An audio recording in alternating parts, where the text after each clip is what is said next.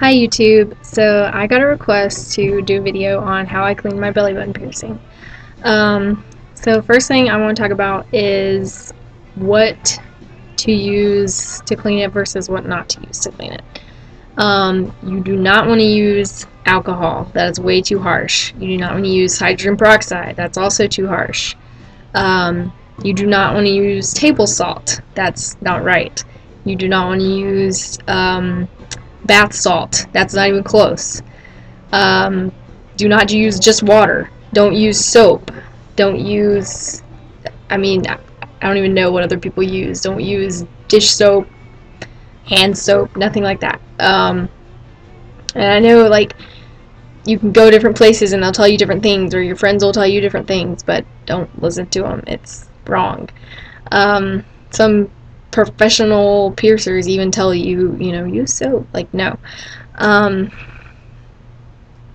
In addition to watching this video, you can do your own research, which was what I encourage, because I have done lots of research on how to clean my piercings and stuff. And then you go to a piercing place, and if they tell you the right way to do it, you ask beforehand. You visit the place before you get a piercing. You ask them how they clean their things. They should tell you, they use an autoclave to clean everything. They use prepackaged needles, prepackaged jewelry, everything like that. Just think about it. You don't want someone else's body germs on a needle that they're going to use in your body. So anyways, so you go there beforehand, ask them, how they clean their stuff, what they recommend for your healing process for whatever piercing you're going to get. And if they tell you, the right information, then you can, come back. But you want to make sure you have these questions in line before you say, hey, I'd like to get, so-and-so piercing. So the right thing to use, you want to use sea salt. And it has to be non-iodized, which is why table salt does not work. I'm not sure exactly why it's not supposed to be iodized, but it's not. You can use, there's something called H2 Ocean Spray. They make sprays for piercings, tattoos, and various other things, which I'm not sure. I know they make sprays for piercings and tattoos. It's basically exactly what you can make at home, which is why I didn't buy any, because it's like $10–15 a bottle depending on how big of a bottle you get, and it's not very big. So you can go to Walmart and just get natural sea salt, all purpose, and it says here this salt does not supply iodide. So that's what you want, and it's like $2 for this huge thing, and it lasts forever. So you basically just pour some warm hot water, whatever you can tolerate, in a cup, a plastic cup or a shot glass, and then you pour just a little bit of this. You can take a spoon and just pour it in there, or you can just pour it in there. It doesn't take much. Don't put a lot. So I just use a plastic cup. Okay, so I've got my cup of water. So I just open this up and just pour like a little bit in there.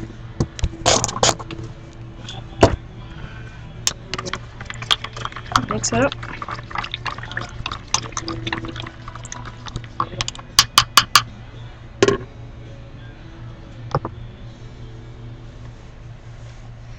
And there's my piercing. So you basically just kind of lean over it and then dump it over, and you just soak it for, I usually soak it for about 3 to 5 minutes, just because I don't have time to just sit around. They recommend 10 minutes, so 2 to 10 minutes, I guess. I usually do this 2 to 3 times a day. You could get by with doing it once if, your body tolerates piercings pretty good. I usually am prone to infections. Every piercing I've ever had has gotten infected. So I do this 2 or 3 times a day. And I've had this for a week, and so far, no problems. So I'm really happy with this. I usually, when I get up in the morning, if I don't shower, then I just do it then. If I do shower, then I do it when I get out of the shower. Then when I get out of class, like 2, 3 in the afternoon, I come back here and do it just because it's been rubbing against my clothes all day, and then I do it again before I go to bed. If you're only going to do it once, I would suggest doing it before you go to bed. When I'm in the shower, I actually use this. It's Hibiclens. It's like $12. You can get it like CVS, Walgreens. I know it's really expensive, but the doctor actually prescribed it to me when I had MRSA on my shoulder, and he said it's really good antibacterial, and if I can use that like on raw open wound skin, then it's good for piercings. It just keeps the germs out and stuff, and surgeons actually use that to wash their hands before they perform surgery, so it's the real deal if you wanted to get that. I usually just do that in the shower just to help keep it extra clean. You don't have to buy that though. Okay, it's been like 3 minutes, so just kind of lean over so it doesn't like spill out everywhere. Make sure you don't use like a towel, a hand towel or something, or a rag, whatever you use to clean your hands, because it's got like dead skin particles and germs on it. So just use like a clean paper towel to dry it off.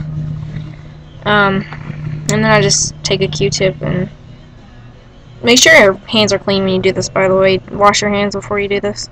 You don't ever want to touch it with dirty hands. So I just kind of dab around it. Sometimes there's a little bit of like stuff that'll come out of it too, so I kind of push on it.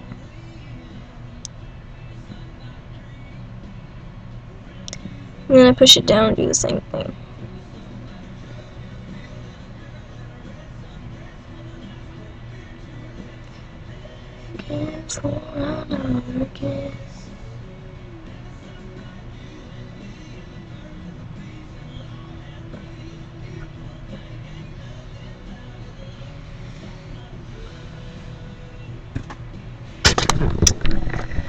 Okay, so that's how I clean my belly button piercing. Another thing, not a lot of people know this.